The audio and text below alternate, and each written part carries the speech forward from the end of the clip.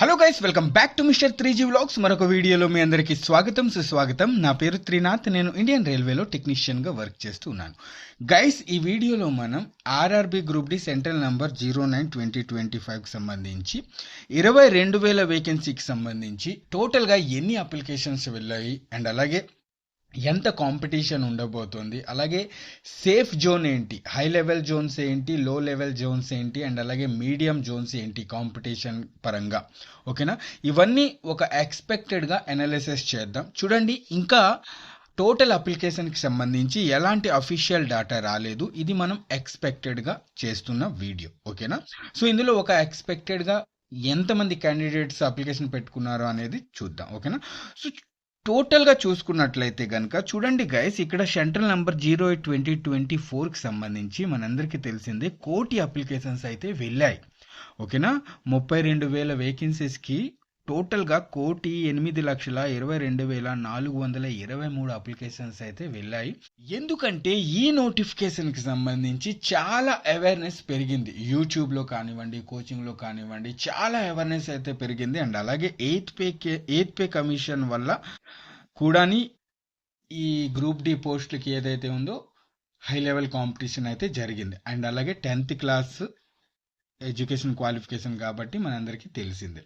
So ఇప్పుడు 09/2025 నోటిఫికేషన్కి సంబంధించి చూసుకున్నట్లయితే కనుక టోటల్ వేకెన్సీ వచ్చేసి 22,195 వేకెన్సీస్ అయితే ఉన్నాయి.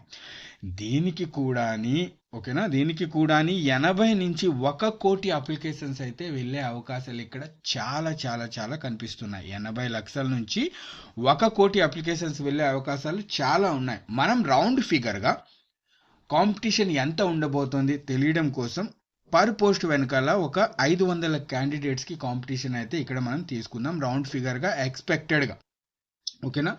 చూడండి గైస్, ఏ ఎగ్జామ్ అయినా సరే, ఎనీ కాంపిటీషన్ ఎగ్జామ్ అయినా సరే మనకి కేవలం 50% మంది మాత్రమే ఎగ్జామ్ హాల్లో ఎగ్జామ్ ఇవ్వడానికి వస్తారు, ఓకేనా?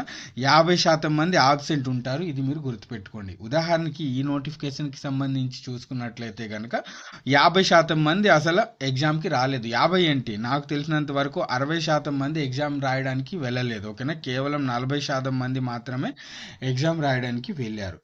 ఇందులో కూడా ఈ 50%, మిగిలిన 50%లో, ఓకేనా, మిగిలిన 50%లో కేవలం 25% మంది మాత్రమే ప్రిపరేషన్ చేసి వెళ్తారు. మిగతా 25% మంది ఎవరైతే ఉన్నారో వాళ్ళు ఫస్ట్ టైం ఎగ్జామ్ ఇవ్వడానికి వెళ్తారు. ఎలాంటి ప్రిపరేషన్ వాళ్ళకి ఉండదు. ఇది మీరు గుర్తుపెట్టుకోవాలి, ఓకేనా?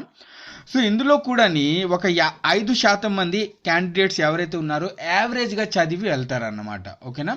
యావరేజ్గా మాత్రమే చదివి వెళ్తారు.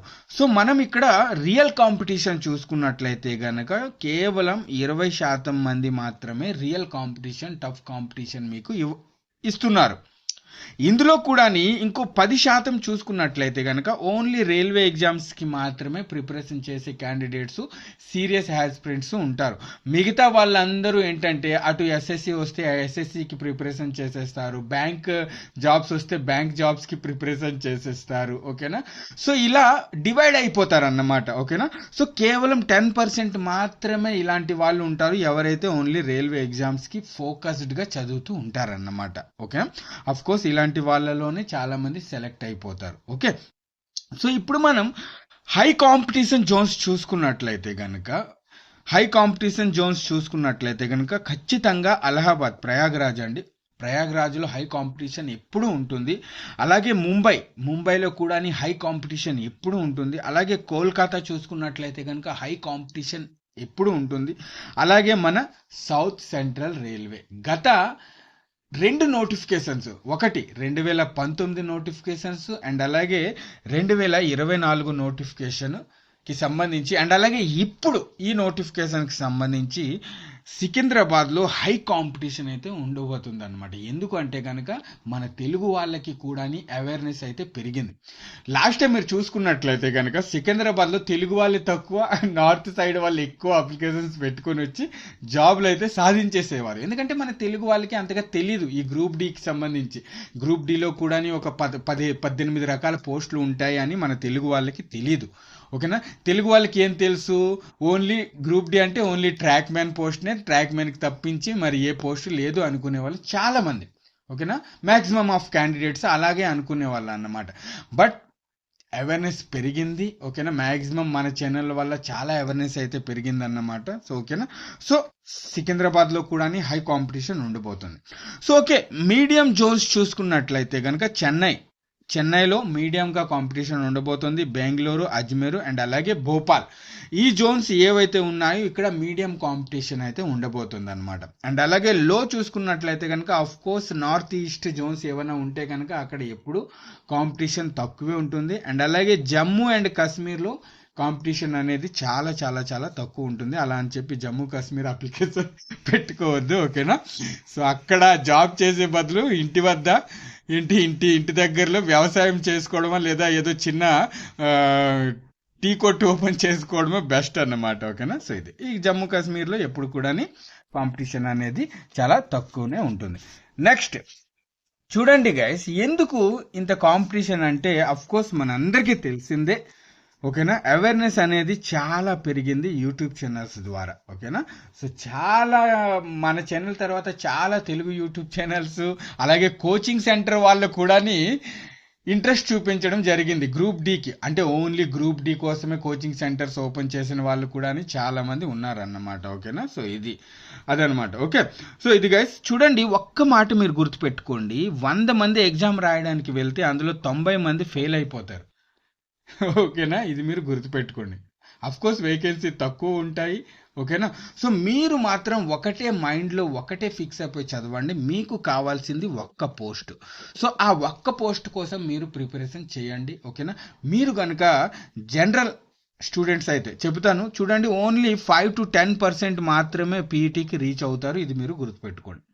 ఒకవేళ మీరు జనరల్ క్యాండిడేట్, అన్రిజర్వ్డ్ క్యాండిడేట్ అయితే కనుక మీరు ఒక 70 మార్కులు రాస్కోర్ వస్తున్నట్లు మీరు చూసుకోండి. ఓకేనా, అలాగే ఓబీసీ క్యాండిడేట్ అయితే కనుక ఒక 65 మార్కులు రాస్కోర్ వస్తున్నట్లు మీరు చూసుకోండి. అలాగే మిగతా ఎస్సీ ఎస్టీ ఈడబ్ల్యూఎస్ ఎవరైనా ఉంటే కనుక 60+ రాస్కోర్ వచ్చినట్టు మీరు చూసుకోండి.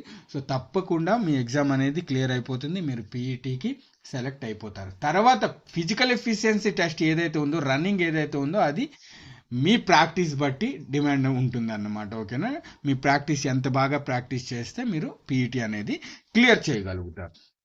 సో గైస్, మన ఎక్స్పెక్టెడ్ అనాలిసిస్ ఇంచుమించు 99% మ్యాచ్ అవుతుంది. ఓకేనా, ఈ టోటల్ అప్లికేషన్స్కి సంబంధించి అలాగే మన కాంపిటీషన్కి సంబంధించి అలాగే ఎంత శాతం కాంపిటీషన్ ఉంది అనేది దీనికి సంబంధించి టోటల్గా 99% అయితే మంది మ్యాచ్ అవుతుంది. ఎందుకంటే లాస్ట్ టైం 2019 నోటిఫికేషన్ అండ్ అలాగే 2024 నోటిఫికేషన్కి సంబంధించి అనాలిసిస్ ఏవైతే మన ఛానల్లో ఉన్నాయో మ్యాక్సిమం అయితే అవి మ్యాచ్ అయ్యాయన్నమాట. ఓకేనా, సో ఇది గైస్ ఈరోజు వీడియో టోటల్ అప్లికేషన్కి సంబంధించి ఎక్స్పెక్టెడ్ అనాలిసిస్ అన్నమాట. సో వీడియో నచ్చితే కనుక తప్పకుండా ఒక లైక్ చేయండి. నెక్స్ట్ వీడియోలో మళ్ళీ కలుస్తాం. అంతవరకు సెలవు, బాయ్, జై హింద్.